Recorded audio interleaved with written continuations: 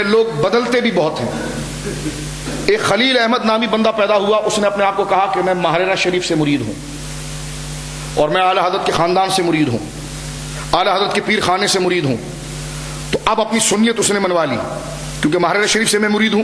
اور پھر وہ کہنے لگا لیکن سنیے, میں حسام الحرمین کی تصدیق نہیں کرتا, اور حسام الحرمین میں جن 5 کو کافر کہا گیا ہے اس پر میں کف لسان کرتا ہوں, زبان بند کرتا ہوں, جو بات طاہر القادری کرتا ہے کہ میں زبان بند کرتا ہوں, کچھ نہیں کہتا. تو علماء نے پوچھا کہ تیرا جو پیر ہے, سنیے کہ ذرا بنیاد, تیرا جو پیر ہے ماہرہ شریف کے, وہ تو حسام الحرمین کی تصدیق کرتے ہیں اور دیوبندیوں کے ان 4 اور جناب جو ہے کہ اس مرزا 5 اس کی تکفیر کرتے ہیں, تو تیرا پیر تو ان کو کافر کہتا ہے, تو ان کو کافر نہیں کہتا, تو تیری بیعت کیسی رہی؟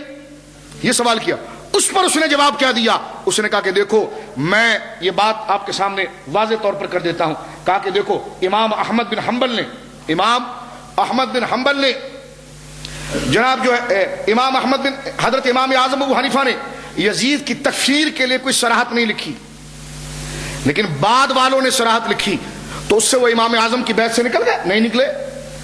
کہا دیکھیے کہ جس طرح کہ ہم غوث اعظم جو ہیں وہ یزید کی تکفیر کرتے ہیں اور حنفی جو ہیں وہ یزید کی تکفیر باز نہیں کرتے ہیں, اور قادری بھی ہوں تو وہ بیعت سے نہیں نکلتے, تو جس طرح یزید کی تکفیر میں غوث پاک کا مرید ہو کر نہ نکلا, اسی طرح اگر میں ماہرہ سے مرید ہوں اور میں اگر تھانوی, امبیٹوی اور گنگوہی اور نانوتوی اور مرزا کو کافر نہ کہوں تو میں ان کی بیعت سے نہیں نکلا.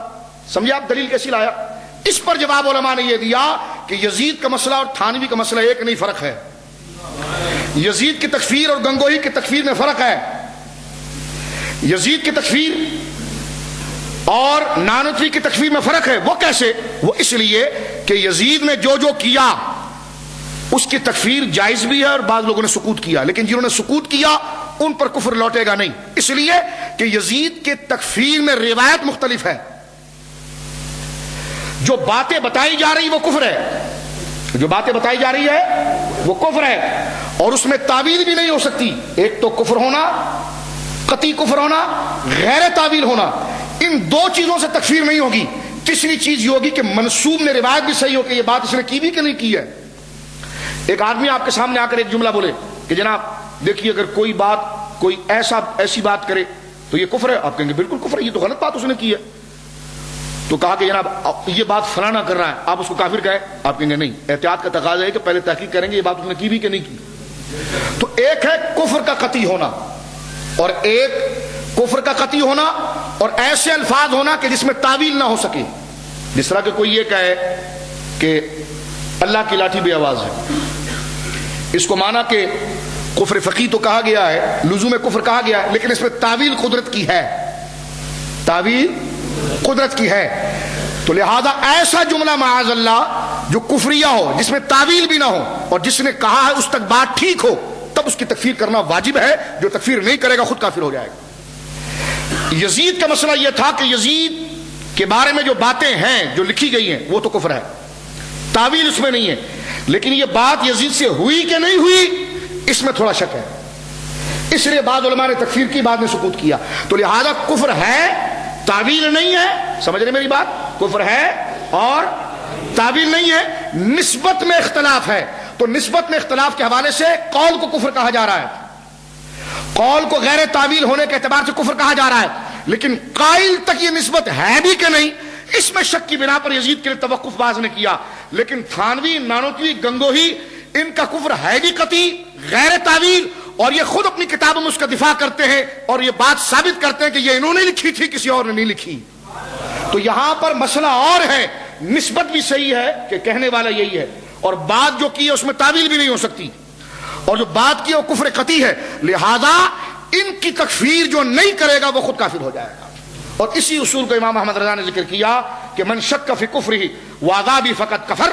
جو ان غلیظ عبارتوں کو کہ حضور خاتم النبیین آخری معنی کرنا یہ عوام کا خیال ہے, لیکن آخری معنی یہ نہیں کہ حضور پہلے آئے یا بعد میں آئے, حضور کے بعد بھی اگر کوئی نبی آ جائے تو خاتمت محمدی میں فرق نہیں آئے گا.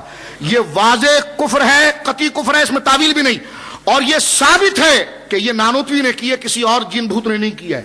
تو نسبت بھی ثابت ہے, کفر بھی قطعی ہے, اور غیر تعویل ہے تو تکفیر کی جائے گی. اور اس میں یہ قاعدہ متحقق ہوگا کہ یہ قول جس کے پاس پہنچا اور اس نے عبارت دیکھی جب نسبت ثابت ہو چکی ہے اب سکوت نہیں ہو سکتا، اب اس کو کافر ہی کہا جائے گا، اور جس نے سکوت کیا وہ بھی کافر ہو جائے گا۔ تو طاہر الپادری کے ساتھ امت کا سب سے بڑا اختلاف جو ہے وہ یہ ہے کہ آج عاشق رسول وہ بنتا ہے، لیکن وہ حسام الحرمین پر کہتا ہے کہ نہیں، عبارت تو کفر ہے، کافر نہیں کہوں گا۔ ہم نے کہا یہی تیرے لیے اسلام سے نکلنے کے لیے کافی ہے، اس لیے کہ شرعی مسئلہ تھا، یہ حضور کی ناموس کا مسئلہ تھا، یہ حضور کی عزت کا مسئلہ تھا، گندی گالیاں تھی، وہ کفر قطعی تھا۔ امام احمد رضا نے اپنا حق ادا کیا جو حضرت عمر منافقین کے گریبان میں ہاتھ ڈال کر اپنی غلامی کا حق ادا کرتے تھے۔ سمجھ رہے میری بات آپ؟ تو آپ اس کو اس جانب سے نہیں دیکھیں کہ ظلم ہوا، ظلم نہیں ہوا، ظالم کو ظالم کہنا ہی تقویٰ ہے، نیک کو نیک کہنا ہی تقویٰ ہے، لیکن ظالم کی پردہ داری کرنے والا اگر سفید ریش بھی ہو تب بھی وہ شیطان ہے، اس لیے کہ ظالم کو ظالم کہنا دین ہے اور نیک کو نیک کہنا، سمجھ رہے میری بات آپ؟